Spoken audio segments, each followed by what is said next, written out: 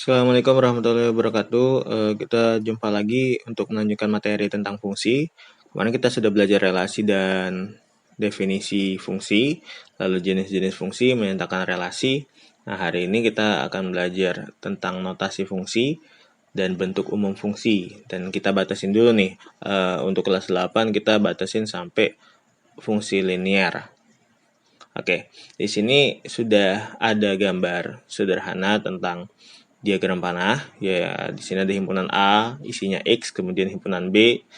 Nah, lalu ada yang dipetakan di sini. X ini dipetakan ke Fx. Jadi X dipetakan ke Fx, di mana Fx ini adalah fungsinya. Jadi X ini sebagai domain, anggota di B ini sebagai kodomain, dan Fx-nya ini adalah range-nya atau daerah hasil dari fungsinya. Kalau kita tulis F itu memetakan X ke Y. Kenapa Y? Y ini kita bisa sebut juga sebagai Fx.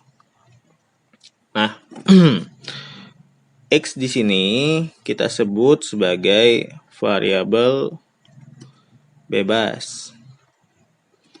Dan Y atau Fx-nya nanti sebagai variabel bergantung.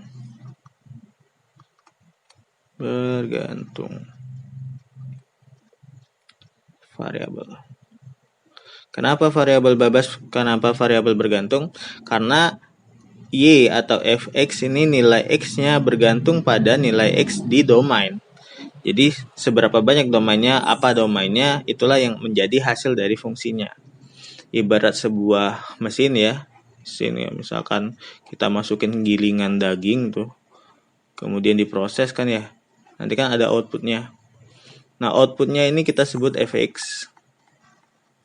Hasilnya ya. Ini domainnya, ini mesinnya. Gitu. Nah, notasi di sini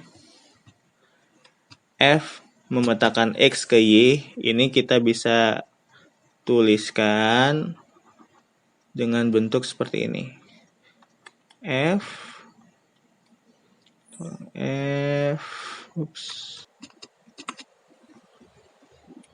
Fx sama dengan Y sama dengan Fx. Fx sama dengan Ax plus B, karena kita bicara di fungsi linear.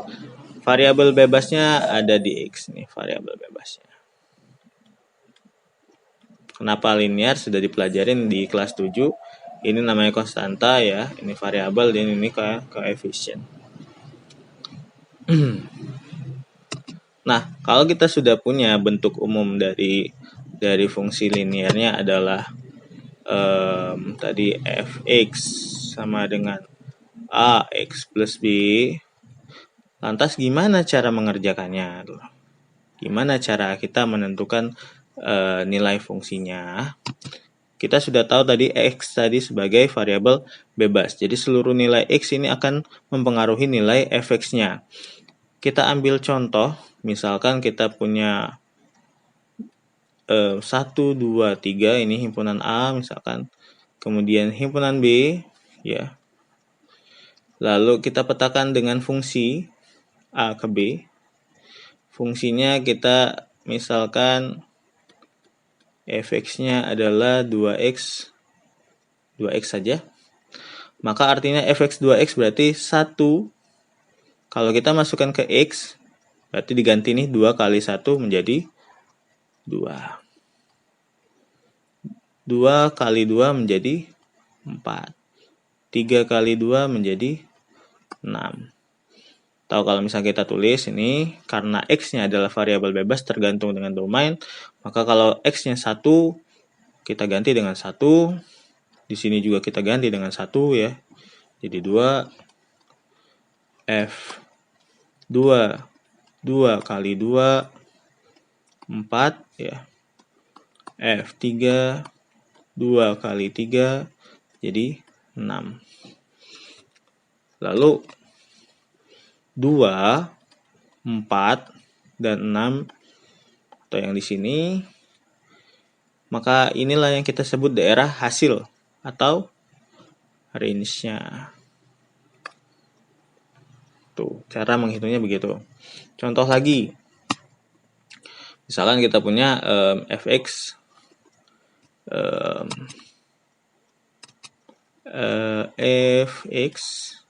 oh ya, ini tidak harus f ya, bisa diganti h, g, terserah kalian. Fungsi fx misalkan 5 dikurang 2x.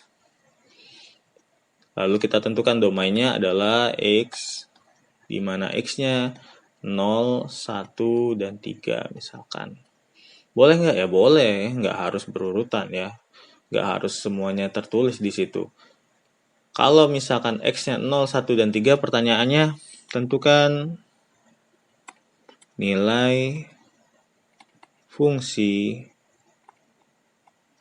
Misalkan gitu. Yaudah kita jawab. Bergantung dengan nilai x. Jangan lupa bergantung dengan nilai x pada domainnya. Maka kita punya f0 5 dikurang 2 kali 0 sama dengan 5 ya. Kemudian f1 5 kurang 2 kali 1 3 ya. F3 maka 5 kurang 2 kali 3 sama dengan min 1. Nanti kalau misalkan pertanyaannya range-nya gimana, maka range-nya kita tulis Y biasanya ya. Kita tulis dari yang paling kecil min 1, 3, 5. Ini adalah range-nya.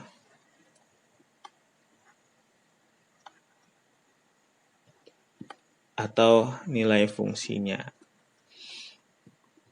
Oke, sampai sini saya rasa jelas ya. Kita coba satu soal saja yang sedikit beda ya. Kita coba contoh soal yang agak sedikit beda.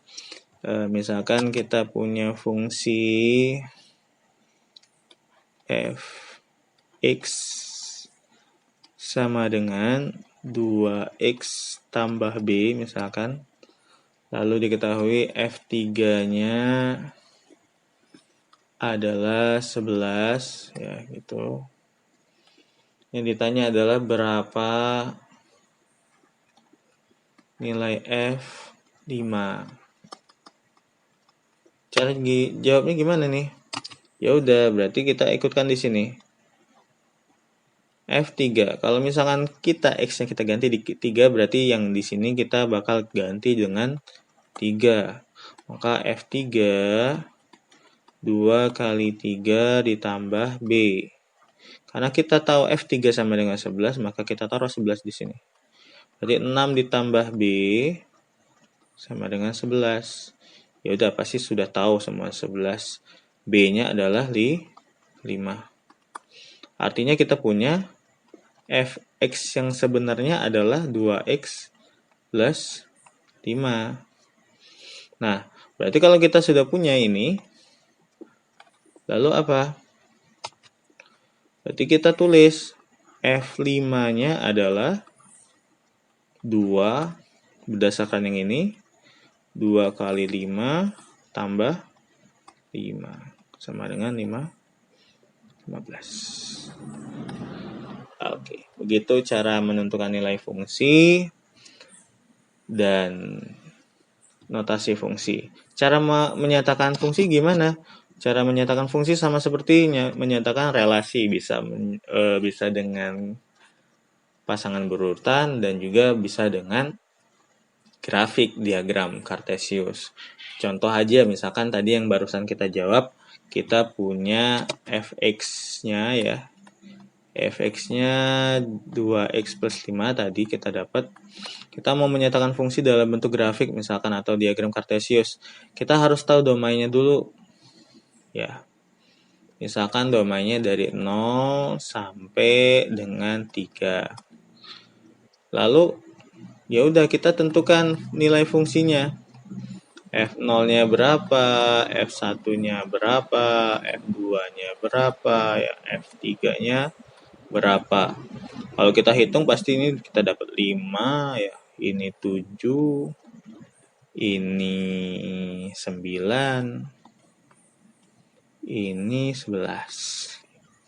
Ya, dihitung dimasukkan ke dalam X-nya ini. Seperti yang di awal tadi, ini juga dimasukin, ini juga dimasukin. Lalu kita buat gambarnya. Ya, gitu ya. Lagi ya. Kita buat gambarnya misalnya gini.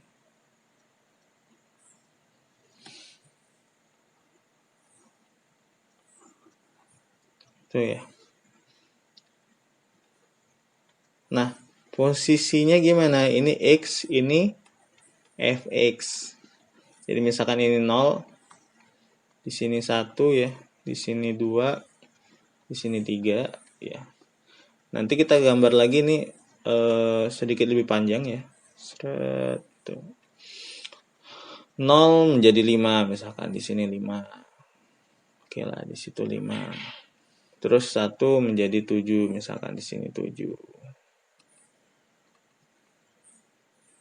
7 di sini. Nanti 2 jadi 9 misalkan.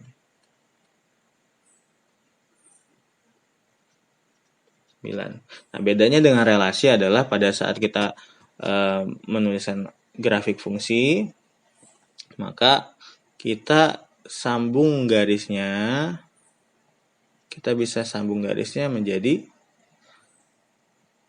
satu garis ya.